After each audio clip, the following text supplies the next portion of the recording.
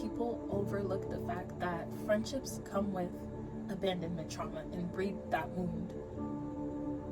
I feel like people do that because so many people don't think friendships carry the same weight as romantic relationships.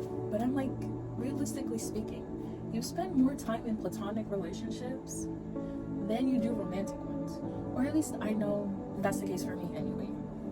But friendship breakups are real. I've been through some. And they be hurting just as much, if not more, than romantic breakups do. And that comes with shame, and it comes with guilt, and it comes with that feeling of abandonment. And it does leave a wound. I can speak from personal experience as I've been through some, but I would have to admit that I did play the role in the way some of those relationships ended. And I think a lot of people don't address the fact that friendships come with those types of traumas and wounds, because then they will also have to admit that they maybe played a part in it. And it's a lot easier to place that blame on someone when you're in a romantic relationship as opposed to when you were in a friendship and you spent a lot more time together, you were doing a lot more interconnected things. But nonetheless, I will admit that I played a role in the downfall of some of my friendships, and even though I have really good close friends now, there was definitely some moments in there where we was going through things and it was rocky.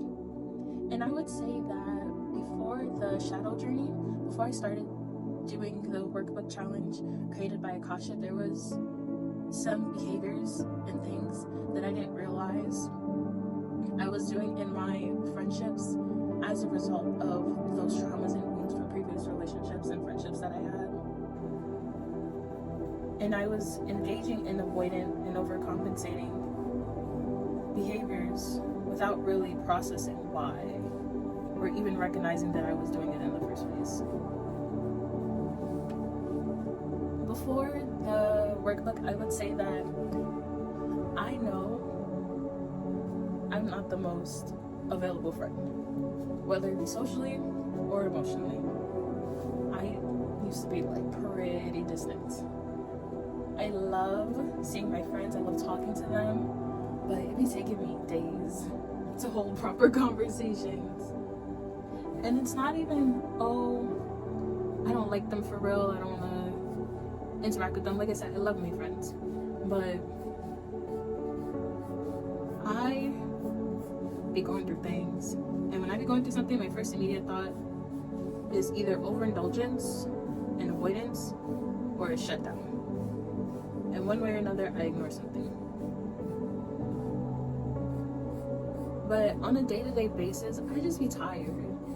And when you spend 8+ hours, whether it's at work or at school, one of the first things you want to do is decompress. And even if you don't be decompressing, you just want to sleep. And that's me. I really want to sleep. I love to sleep sometimes. And in an emotional sense, I'm not as emotionally open, or I wasn't, I would say. I wasn't as emotionally open as some of my friends were.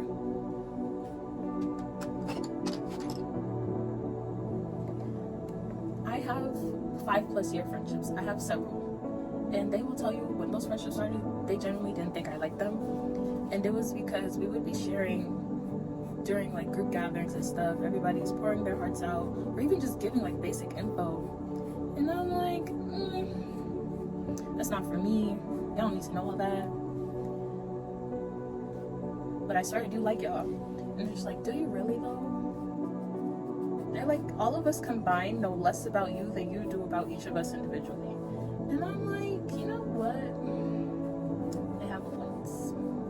They did have a point.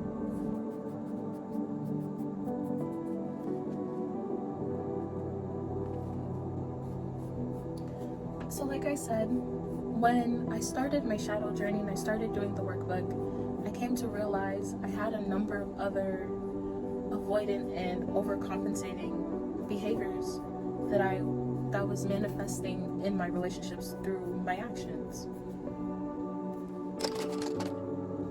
in addition to avoiding intimacy, I was also rationalizing or denying just so much of what was really going on. And I always found myself making excuses, whether it was for myself, to myself, or for my friends and to my friends.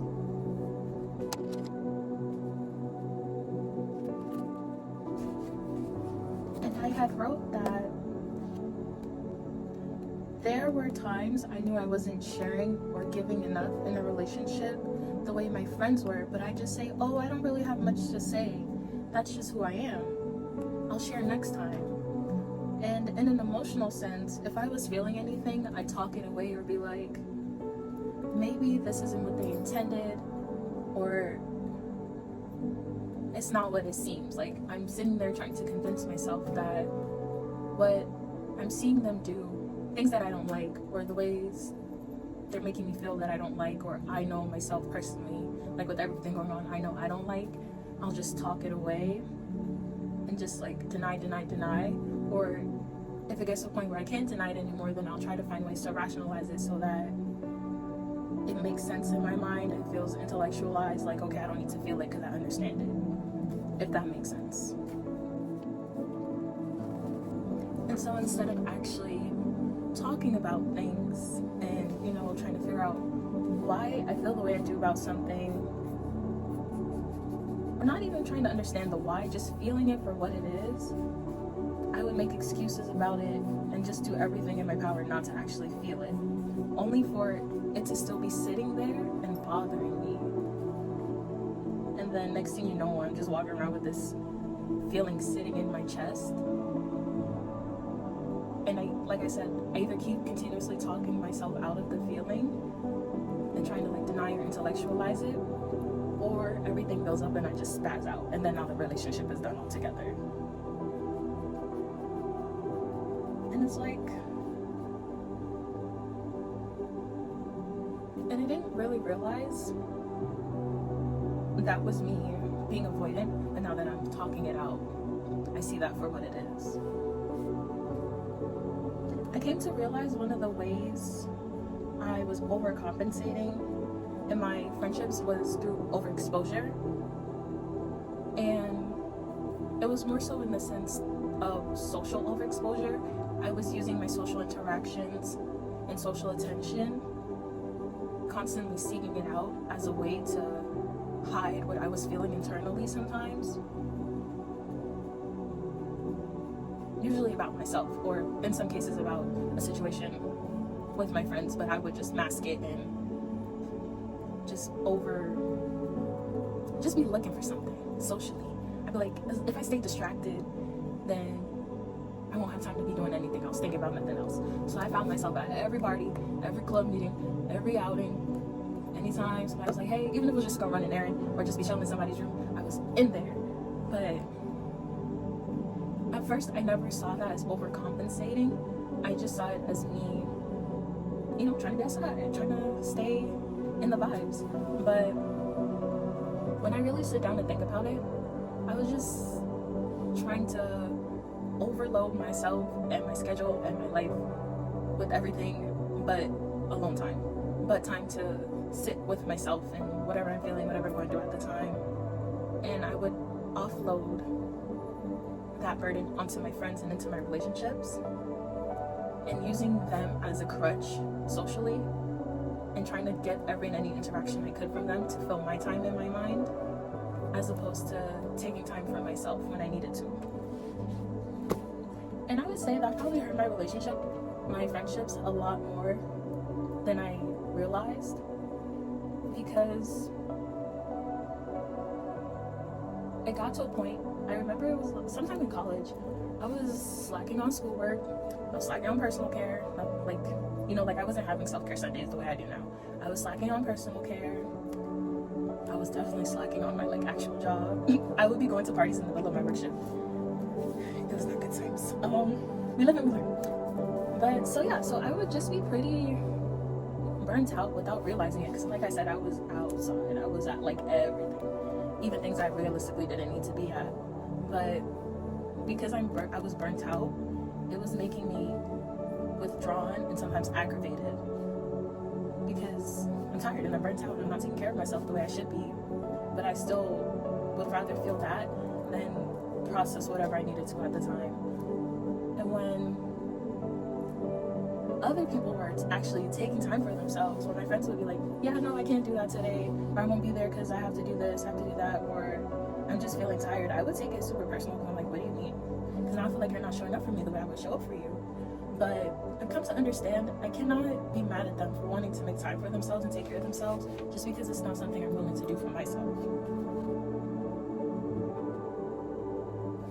I will say though, I've really come to understand the value of personal time and knowing if and when you need a break.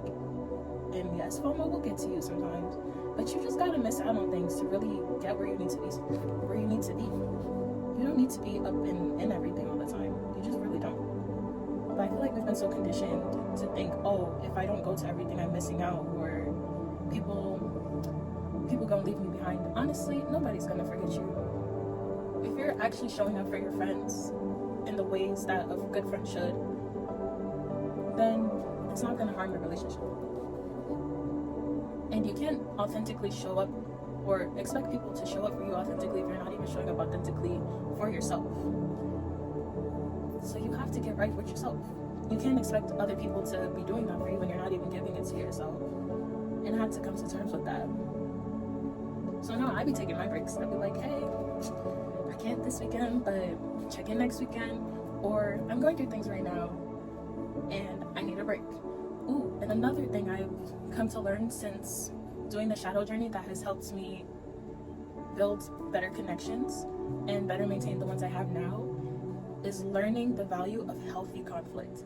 Because like I said, I was pretty avoidant and I would rationalize and deny a lot of the things that would come up in my friendships and relationships and be like, it's okay, we won't address it. But then in the back of my mind, I'm losing it.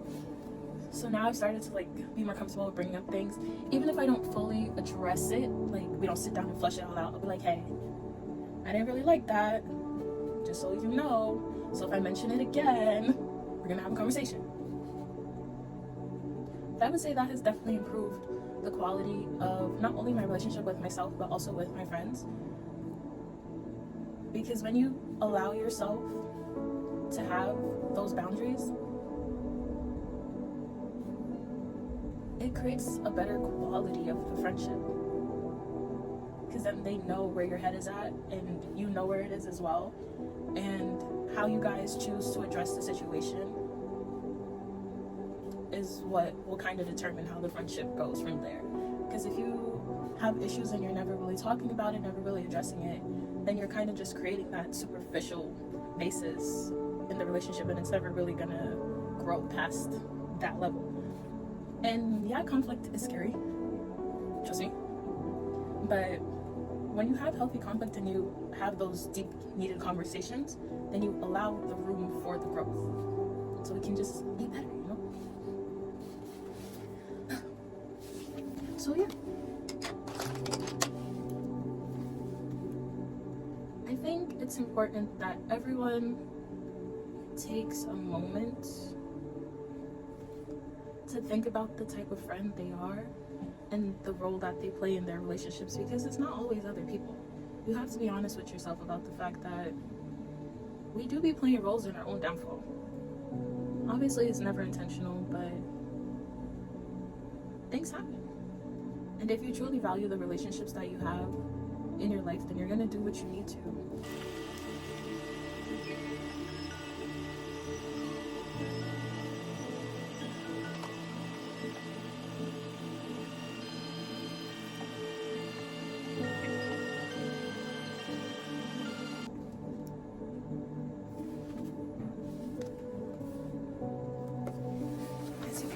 I got a little too into the drawing portion. We're not done, but that's what tomorrow's for. So, long story short,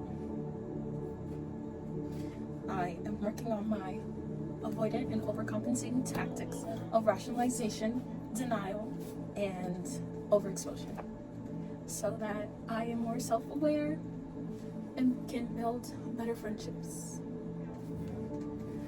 every day is a work in progress, and I can't wait to see what day 10 holds. Hopefully, we do the correct prompt this time.